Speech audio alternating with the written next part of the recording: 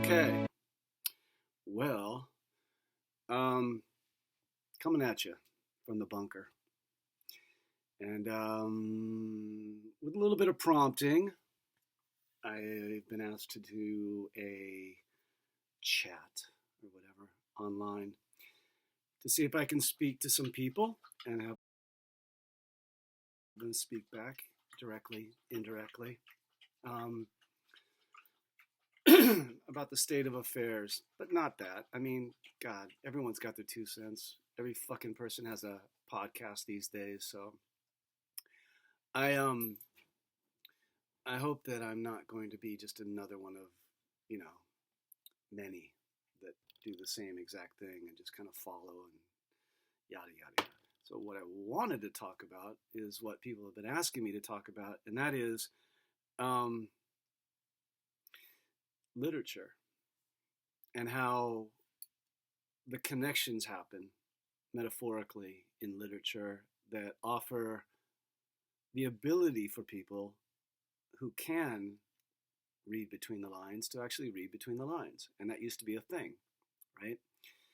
And I know because most of us remember our high school English classes, and there was nothing more mysterious than and boring about an English teacher being so enthralled with poetry and these novels that we were forced to read that many of us didn't bother reading, even though they were probably really great books for the most part, because the delivery was so bad, and there was sort of this cryptic way of speaking that English teachers had, and I was an English teacher for 32 years, so I know, where they could just kill anyone's love of literature on the spot, right? And they sort of perfected the art of boring the fuck out of people, especially young people. And so most of us checked out about that age because of that experience, and we didn't delve into the books that we would have otherwise been really captivated by. Right? So,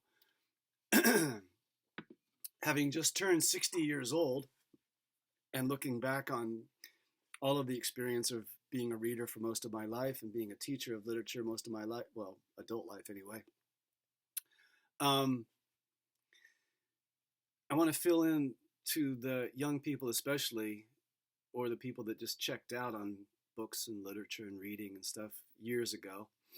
And, other things came in and substituted that otherwise, that love of what could have been, I guess, the unrequited love of literature. So I was blessed enough to, or curious enough to just at a very young age find my authors, find those books that really spoke to me, and it's really hard to keep that practice alive these days because there are so many other really wonderful and horrible distractions. Like, I never played video games, but, I know those who do. And VR and just being online and TikTok and all that kind of stuff that can just while away the hours when we could have otherwise been, engaging our mind in a completely different direction, right? And really not even knowing that we're missing out. But in the back of our mind, maybe we're thinking, oh God, because it's sort of like eating your vegetables, right?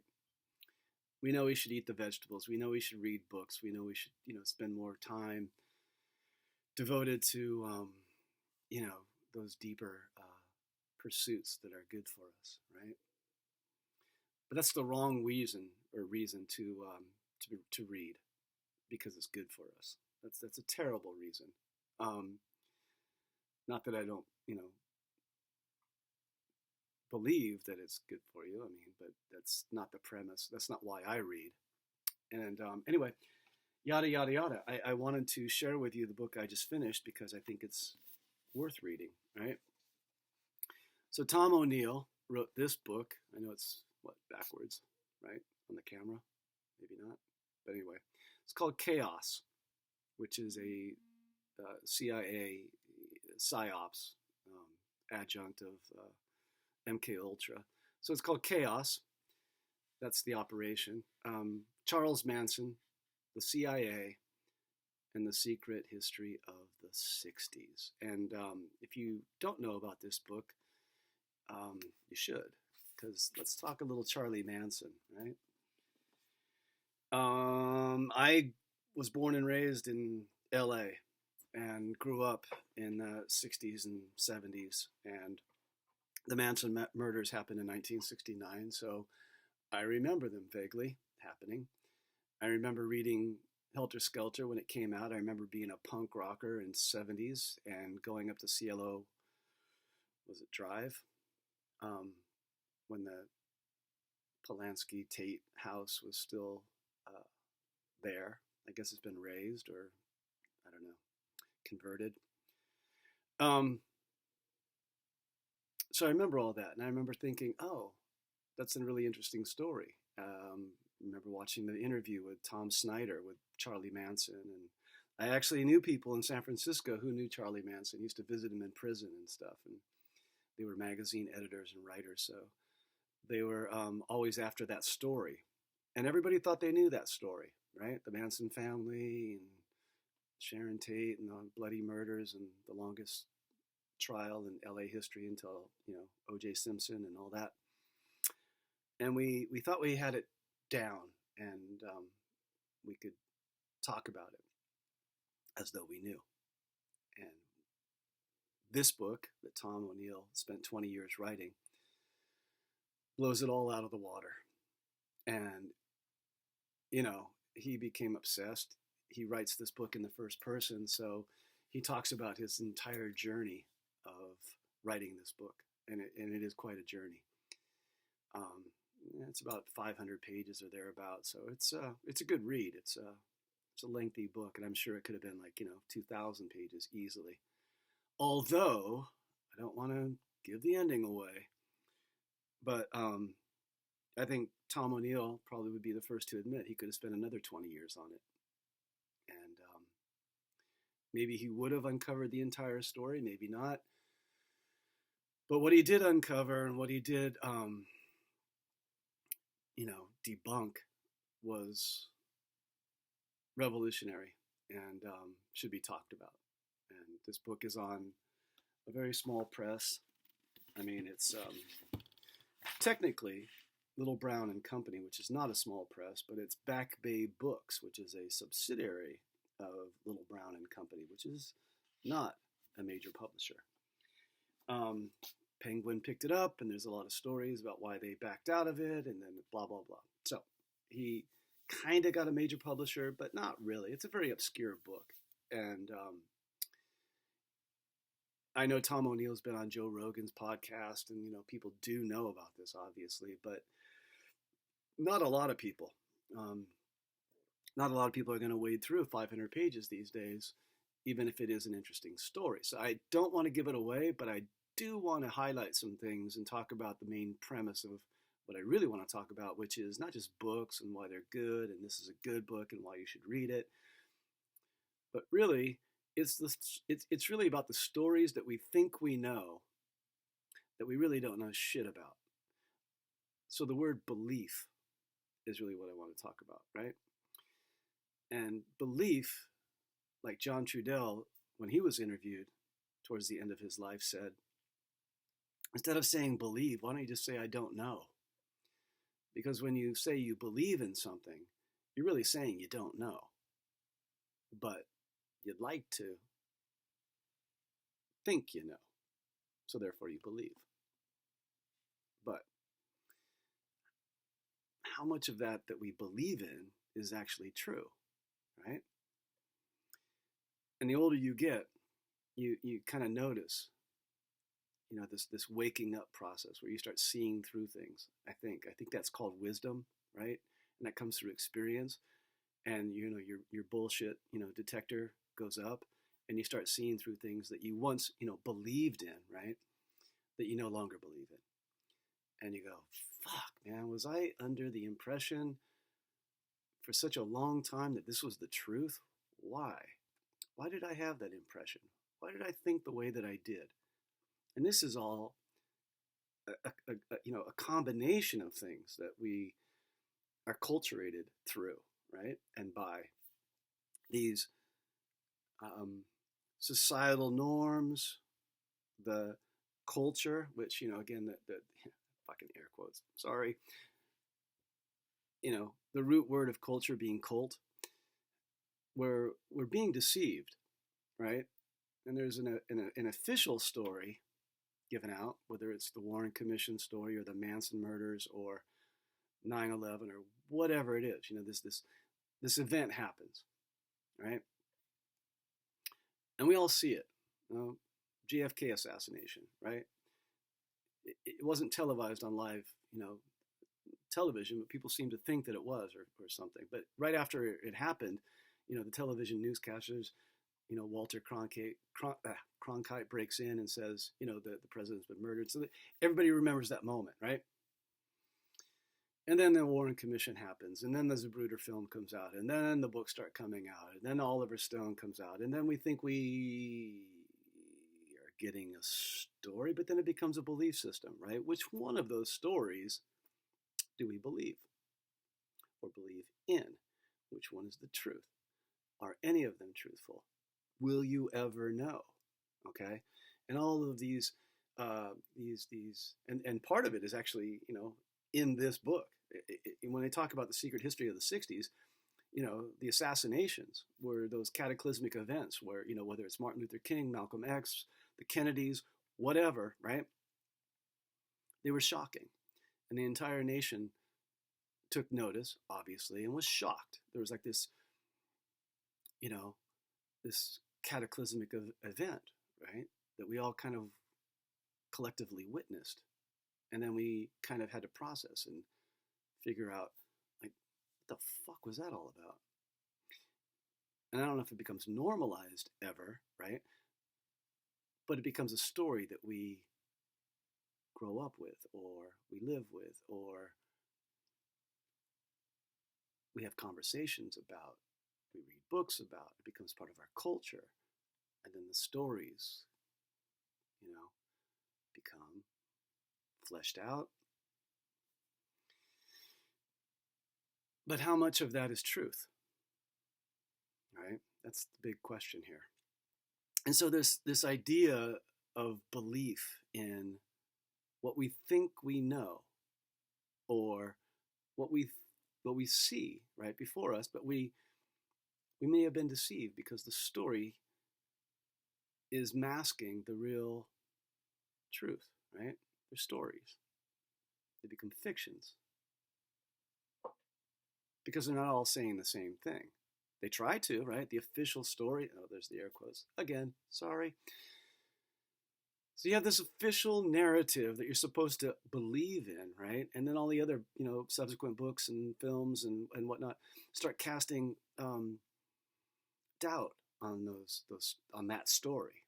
So it's hard to believe in one story. It's kind of like when, an automobile accident happens and there's a crowd of people, maybe 20 people saw it or saw part of it, or, saw what they think they saw. And then the traffic cop is going around interviewing these people and they're all saying different things. But wait a second, there was one car crash. How are y'all coming up with all these different stories? And this is how it works, right? In a really fundamental level, is that everybody's got a different take on it. So what tomo'neill does in his book is, he literally falls down a 20-year rabbit hole. And, again, I'm not going to give away the entire book, but, the premise was in 1999, he was given the assignment that he sort of reluctantly took. It was just he needed the cash. So Premier Magazine gives him the assignment, or, proposes the assignment for him to take on the 30th anniversary of the Manson murders, right? 1969. So here it is, 1999, 30 years later. We're going to, in our magazine, we're going to have a spread that revisits that 30 years later, the weird anniversary of this event. And so he takes the assignment, and one thing leads to another. He starts doing his interviews. He starts getting deeper into it. Things are not adding up. He interviews Vincent Bugliosi, who wrote Helter Skelter. He interviews, cops, and many of these people in 1999 are still alive. And even through the writing of the book, 20 years, all the way to when it was published in 2019, many of those people are still alive, including Bugliosi, who died in 2015. So he interviews all of them, and their stories are just not saying the same thing. And then he's going into documents, and he's finding things that were heavily redacted or destroyed, misplaced. He does a lot of FOIA requests, and he starts digging. And so that magazine article never gets written, because as he's finding more and more out, the tale gets weirder, and it's no longer a magazine article. It's now becoming a book, okay? And that's early on. And then he keeps going because he can't meet the deadlines, and it just keeps getting deeper and deeper and deeper, right? And it is wild what he uncovers. That Manson, was probably part of an MK Ultra psyop. Many of the same players who were doing other things throughout the 60s were part of that. There's all kinds of circumstantial anomalies, things that just absolutely did not add up. And then there was all these coincidences that happened in San Francisco and Los Angeles that really point in a certain direction of the truth, right? Or it really debunks the official story and goes in a whole different direction. And it's hard not to believe what Tomo'neill found. He's very forthcoming in his podcast with Joe Rogan. You just know it's a lot of information to sift through, what this man, had to go through. He didn't have to. He first volunteered for it, and then it became sort of almost involuntary. Like, it's like once you see it, you can't unsee it. And then once you start traveling in that direction, you can't go back. And, kudos to his persistence. It's an amazing book, and I do recommend it. It kind of reminds me of two other books. One is the Confessions of an Economic Hitman by John Perkins, which is fantastic. Again, firsthand account of being an economic hitman, and then talking about how he became that, what it is, how it works. And really that, you kind of get the sense that John Perkins and Tomo'neill both, and they say as much, that writing their books was kind of like putting a big bullseye on them, because you're playing with the big boys, right? The CIA and other government agencies who,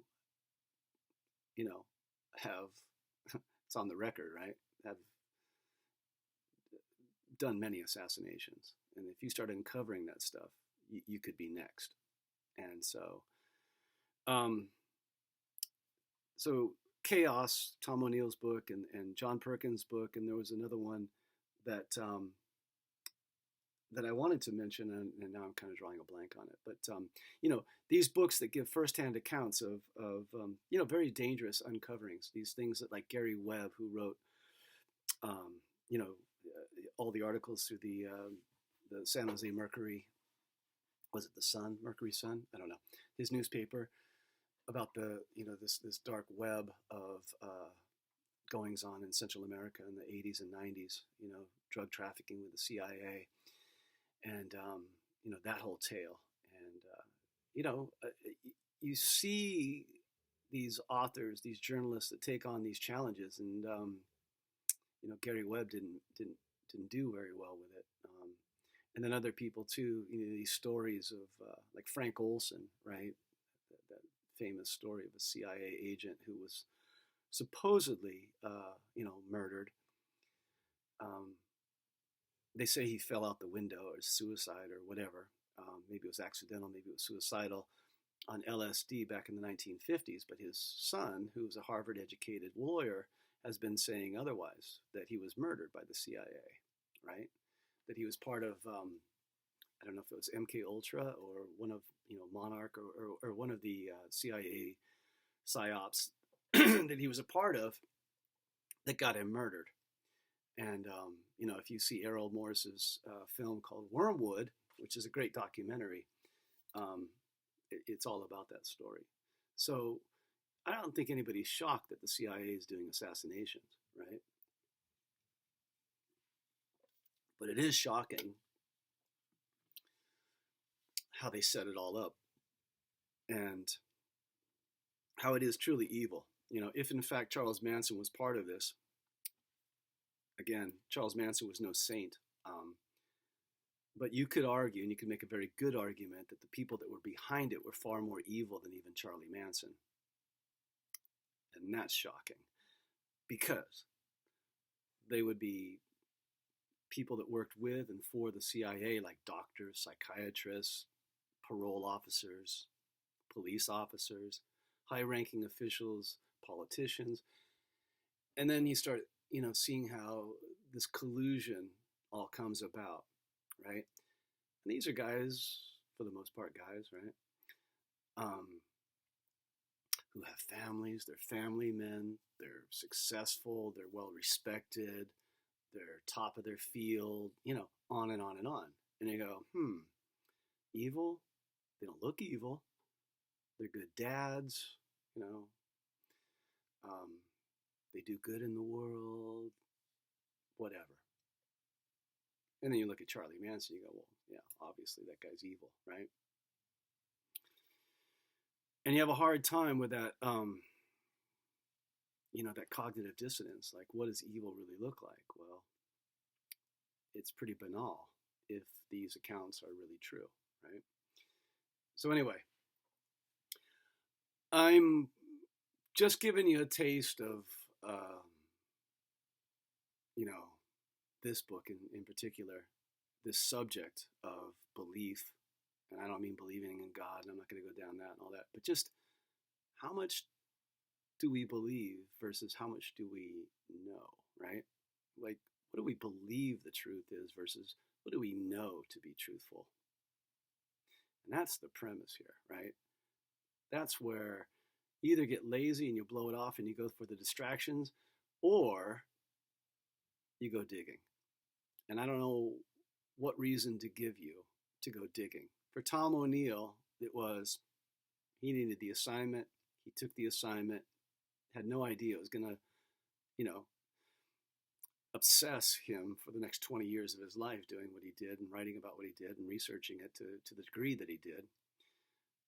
We don't know what's the kernel, the seed that's going to, the spark that's going to set it all off and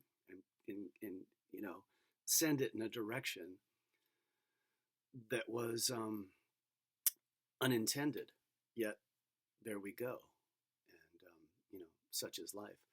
So, however you find yourself either blowing off, finding the truth, or actually delving in and finding the truth, that's kind of what I'm speaking to here, right? And if you're listening to this or watching this, maybe you need a little kick in the ass to get going here. And so maybe I can, put my foot on your buttocks and get you moving in that direction through curiosity mostly. Because I think if you're not curious, it's pointless. If this is going to be one of those things where, oh yeah, that's an interesting book. Yeah, that'd be good for me to know, right? That's the wrong reason. You should be curious as fuck to find out like who Charlie Manson was. And if the Helter Skelter official Vincent Bugliosi story was not it, even though I believe that's the greatest true crime, book ever published, most popular. They made a movie about it and all that. I mean, it's a cultural event. Everybody knows Helter Skelter is a fucking Beatles song, right? If that's not it, and we all believed that it was it, then what else is not it? And then you start getting into conspiracy theories, and then you go in these deep, kind of shady areas of life, and you go, and you think, oh, well, you'll never know. No, that's wrong. You can know, but you can't do it through laziness. That's for damn sure. And curiosity is the great antidote for laziness.